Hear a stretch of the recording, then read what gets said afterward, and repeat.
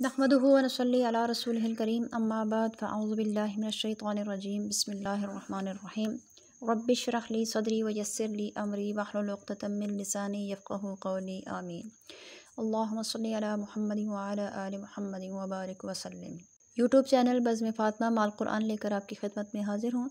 قرآن مجید کا لفظی ترجمہ اور مختصر تفسیر کے سلسلے کا آج ہمارا 16واں سبق ہے۔ تو شروع کرتے ہیں اپنا آج کا سبق سورہ بقرہ کی آیت نمبر 106 سے۔ اعوذ باللہ من الشیطان الرجیم، پناہ مانگتی ہوں اللہ کے ساتھ شیطان مردود سے۔ بسم اللہ الرحمن الرحیم، اللہ کے نام کے ساتھ شروع جو بڑا مہربان نہایت رحم فرمانے والا ہے۔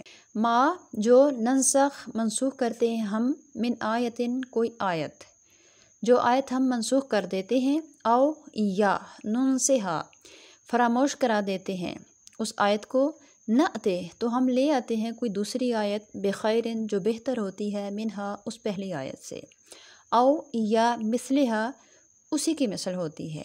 علم کیا نہیں، تعلم تم جانتے، ان اللہ بے شک اللہ تعالیٰ، علی پر، کل ہر شیء چیز، قدیر قدرت رکھتا ہے۔ کیا تم جانتے نہیں کہ اللہ تعالیٰ ہر چیز پر قدرت رکھتا ہے؟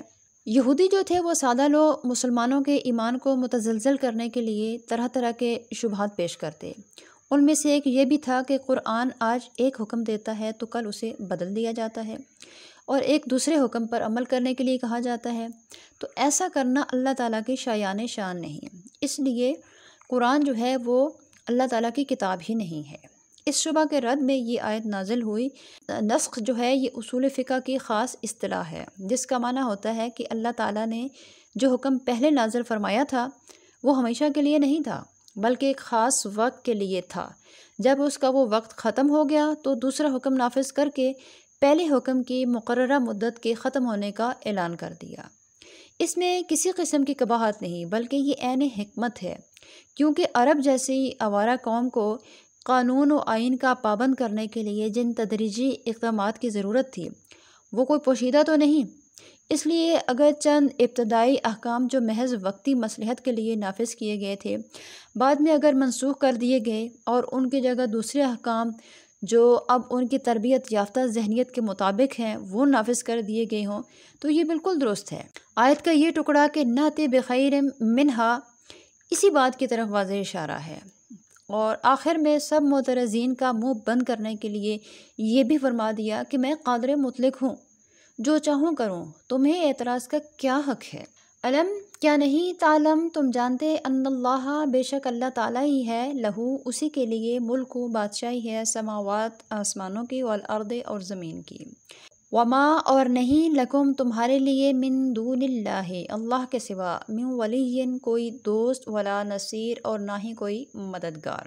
ام کیا تریدون تم چاہتے ہو، ان یہ کہ تسألو تم پوچھو، رسولکم اپنے رسول صلی اللہ علیہ وسلم سے، کما جیسا کہ سئلا سوال پوچھے گئے تھے، موسیٰ علیہ السلام سے، من قبل اس سے پہلے، ومن اور جو شخص بدل دیتا ہے، کفر کو، بالایمان ایمان کے ساتھ، فقط تو بے شک، ضلع اس نے گم کر دیا، سواء سیدھا، سبیل راستہ۔ یہودی جو تھے وہ مسلمانوں کو طرح طرح کے سوالات کرنے پر اکساتے تھے کہ پیغمبر سے آج یہ پوچھو، آج یہ پوچھو، آج یہ پوچھو، تو اللہ تعالیٰ نے مسلمانوں کو ایسا کرنے سے سختی سے منع فرما دیا کہ میرے حبیب سے یہودیوں کی طرح قیل و قال نہ کیا کرو ورنہ گمراہ ہو جاؤ گے۔ جن امور کے کرنے کا تمہیں حکم دیا جائے ان کو کرو، اور جن سے منع کر دیا جائے ان سے باز رہو، اور جن امور کے متعلق اللہ اور اس کے رسول نے سکوت اختیار فرمایا ہے انہیں مت چھیڑو، اسی میں تمہاری سلامتی اور بھلائی ہے۔ تو ہمارا آج کا سبق یہاں پہ اختتام پذیر ہوا۔ اگر آپ نے ہمارے سابقہ اسباق نہیں دیکھے یا نہیں سنے تو ویڈیو میں ان کے بٹن موجود ہیں، انہیں پریس کیجیے اور گزشتہ اسباق بھی دیکھیں اور سنیں۔ ہمارے چینل کو سبسکرائب کریں، کمنٹ میں اپنی رائے بھی لکھیے، آپ کی رائے سے ہماری رہنمائی بھی ہوتی ہے اور حوصلہ افزائی بھی ہوتی ہے۔ اللہ تعالی ہم سب کو اپنے حفظ و امان میں رکھیں۔ السلام علیکم ورحمۃ اللہ وبرکاتہ۔